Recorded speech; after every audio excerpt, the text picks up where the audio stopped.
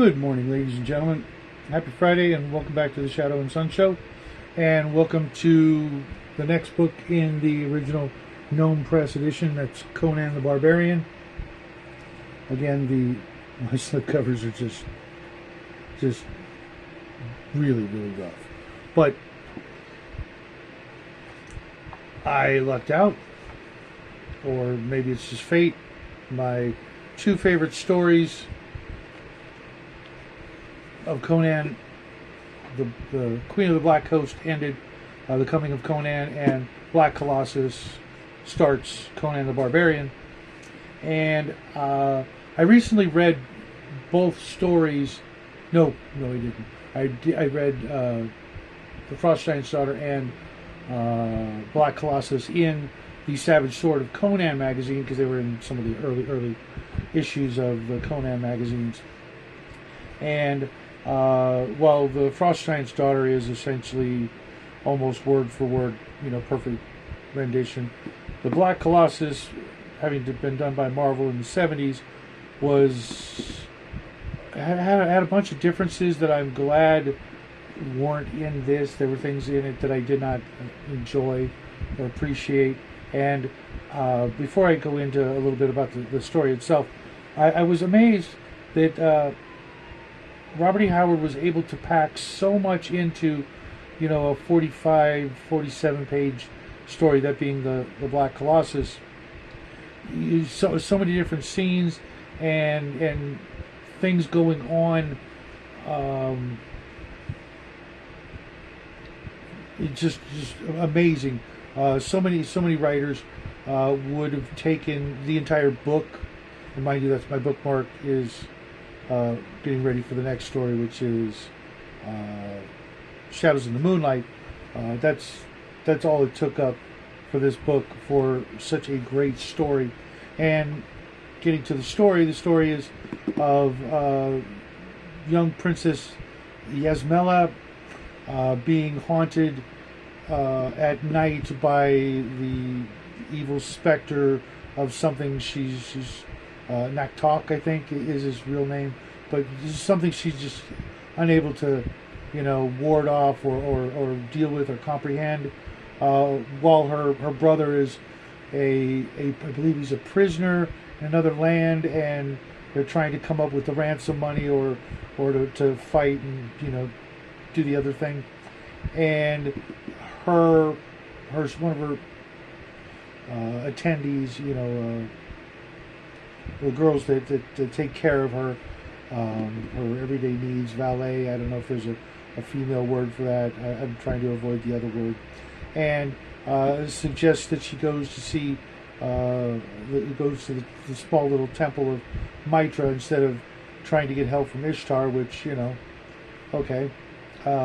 And he says to her, the little god speaks to her in the temple, obviously because she's a princess and, of higher level or whatever you want to call it, that she deserves, the actual one-on-one communion. Otherwise, the story would be much shorter and tragic.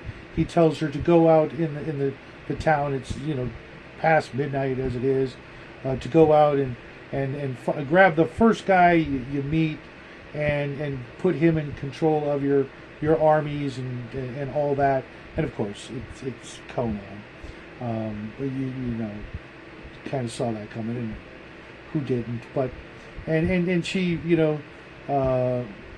churches him up, puts him in armor, and he suddenly looks more regal than anybody else in the kingdom. So they all fall in line and do what he says, except for later on one guy kind of disobeys and gets his ass, I think, killed for it. But Conan knows better, which is kind of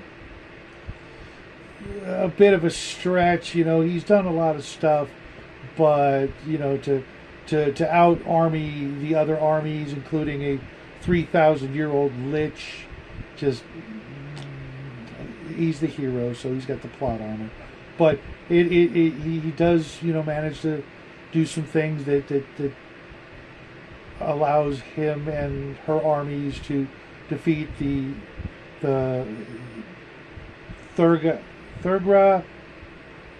Conan, who's the real Lich from 3,000 years ago. I'm assuming he's a Lich. They never really, they kind of say he's more like just took like an immortality potion and he fell asleep and now he's still alive, and then he dies, I think, from a pretty mundane wound, but in Savage Sword of Conan, that's all it takes. Or in the Conan stories, I don't want to say, I was conflating Savage Sword games and Robert E.Howard stories in Savage Sword magazine. But anyways, I'm getting off topic. All in all, it works out really well, and the having just read the Marvel version, I'm like, because the Marvel version ends kind of sucky. Just gonna say it leaves a kind of a unpleasant taste in your mouth when Conan kind of gets fucked over. Excuse my French, but he does by the princess. And in this version, that doesn't happen. They have a nice, relatively decent ending and fade to black, if you know what I mean. You know what I mean. And instead of in the book, she just like kicks him to the curb because in the next story, he just, he's hundreds of miles away doing a completely different thing, and it worked out for as long as it was gonna, and we don't need to know the details. And so, top notch, one of my favorite Conan stories, if not my favorite. And I'm saying that because in retrospect, I'm thinking there may be Conan stories in those books that I've never read before that were or that were changed or modified, edited by Lynn Carter and Sprague de Camp, that maybe,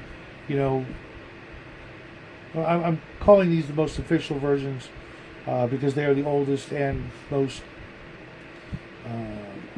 from what I can tell, close to the original versions, and that's what all of us want. It's cool to read the Marvel comics and the magazines and things like that, and knowing, and even some of the later novels that came by other people. But it really, for me at least, I need a basic framework of this is Conan. Everything else, you can take it or leave it. But this is what Robert E. Howard wanted. This is what, we've got, so to speak. And I'm going to go with this, but I am going to, with some of your help, actually, and my own research, try to find out just exactly what was just pure Howard, nobody else, and kind of try to, take or leave as I personally choose the other extra stuff. I have the King Conan comic books coming because when I was younger and I was reading them, I was under the impression they were stuff that happened way after all of the novels, and I may or may not have been correct in that assumption, and I'll find out shortly when I start reading those in my spare time. And we'll talk about that later. But that's what I got for you today. Have a great weekend. I know it was a rough week, but at least you got some Conan to help you forget. And if you're anything like me, you've got some great friends out there on the other channels to also try to forget about the ugliness, at least for a little while. So, love you guys. Have a great weekend, and I will see you Saturday night.